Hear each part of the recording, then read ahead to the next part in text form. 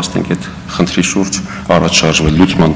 շուրջ առաջ շարժվել։ Շնորհակալություն, Թագուհի Թովմասյան։ Շնորհակալություն։ Պարոն փոխնախարար,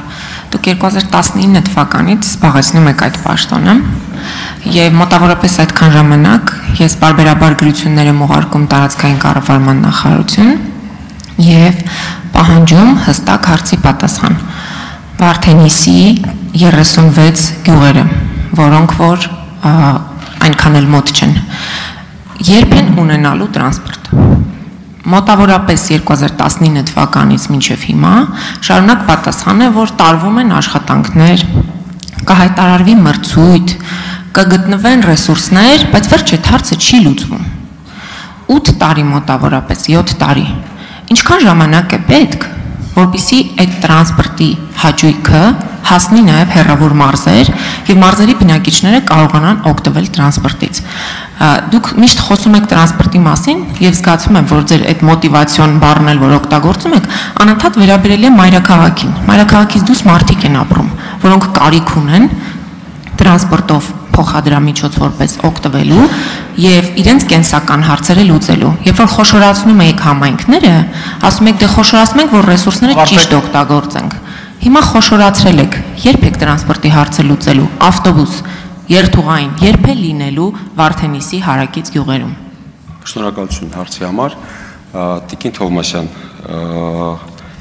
Գեղարքունիքի մարզի տրանսպորտի մասով նշեմ, որ ոչ թե մրցույթներ են հայտարարվելու, այլ մրցույթներ հայտարարվել են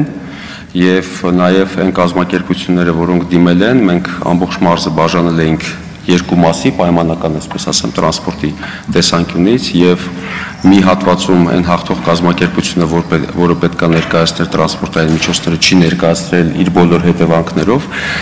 ինչը վերաբերվում է ձեր կողմից նախանշված տարածաշրջանին, ապա ներհամայնքային փոխադրումների դեպքում, այսինքն համայնքը կարող է իր խոշորացված համայնքի շրջանակներում այդ տրանսպորտային ուղևորափոխադրումները կազմակերպել։ Չնայած հիմա համայնքների եւ մարզպետի աշխատակազմի եւ նախարարության միջև քննարկումներ են գնում չհաջողված, այսինքն մրցույթներում մասնակցություն չունեցած կամ մրցույթներում հաղթած եւ տրանսպորտային միջոցների չմատակարարած կազմակերպությունների վարկագծից հետո ինչպիսի մոդել մենք կարող ենք կիրառել այդ ուղղությամբ։ Շնորհակալություն։ Արտակարգ։ Շնորհակալություն։ Ես արձանագրեցի, որ 7 տարի հարցը չի լուծվել եւ ձեր պատասխանից էլ հասկացա, որ առաջիկա 7 տարում էլ այդ հարցը չի լուծվելու։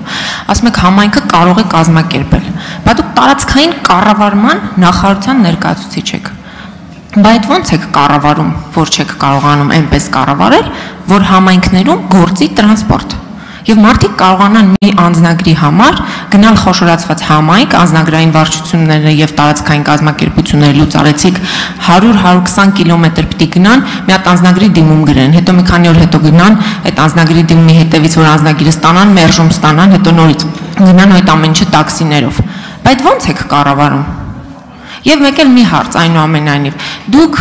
մինչև 2019 թվականը ապրել եք Ռուսաստանում։ Ձեր կյանքի առաջին պաշտոնը, որ ստացել եք, դա այս փոխնախարարի պաշտոնն է։ Այ ո՞նց եք մոտիվացվել ու ո՞նց է եղել ձեր վերադարձը, էլի մատ խնդրեմ դա էլ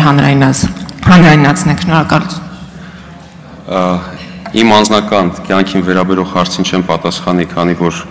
իմ կենսագրությունը տարածքային կառավարման ու ենթակառուցվածքների նախարարության պաշտոնական կայքեջում տեղադրված է, իսկ ինչը վերաբերում է ձեր հարցին տրանսպորտի մասով, այդ տրանսպորտի հարցը խնդիրը չի առաջացել այսօր, ոչ էլ 2019 թվականին։ 2019 թվականի դրությամբ եւ 18 թվականի դրությամբ այդ խնդիրները արդեն առկա են եւ մի մոռացեք, որ 20-ից 22 թվական հաշվի առնելով նաեւ COVID-ի համավարակը այդ ոլորտում գրեթե ներդրումներ չեն իրականացվել հաշվի առնելով, որ փոխադրումների հետ կապված որոշակի սահմանափակումներ են եղել եւ այս առումով կարծում եմ, որ այն միջոցառումները, որոնք իրականացվում են մեր կողմից, նպաստելու են տվյալ համայնքներում ուղևորափոխադրումների կազմակերպմանը։ Միաժամանակ նշեմ, որ տարբեր մարզերում արդեն իսկ միասնական երթուղային ցանցեր են գործում եւ ամբողջությամբ նորացվել է շարժակազմի եւ քաղաքացիները գոհ են տվյալ տեսակի փոխադրումներից։ Կարծում եմ այդ ուղղությամբ մենք շարունակելու ենք աշխատանքները, շնորհակալություն։ Պարոն Սիմոնյան, ես հարց ունեմ։ Այնուամենայնիվ պատգամավորը կոնկրետ հարց է տալիս, ասում է կոնկրետ համայնք է նշում,